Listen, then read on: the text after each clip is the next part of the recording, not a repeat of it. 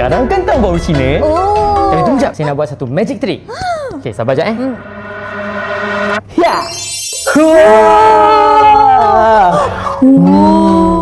Zinyan Kuala. Tahun ni, Chan Marichan akan menyambut Tahun Baru Cina dengan menyediakan menu terbaik untuk semua. Kita ada pelbagai set untuk diraikan dan berkongsi bersama seramai 10 orang. Kita ada set A, Marichan Sparkling New Year Feast. Kita ada set B, Golden Chan Celebration Feast. Dan kita ada set C, Chan Marichan Elegant Celebration Feast. Bukan setakat tu je, kita juga ada hadiah misteri. Hadiah misteri? Iya.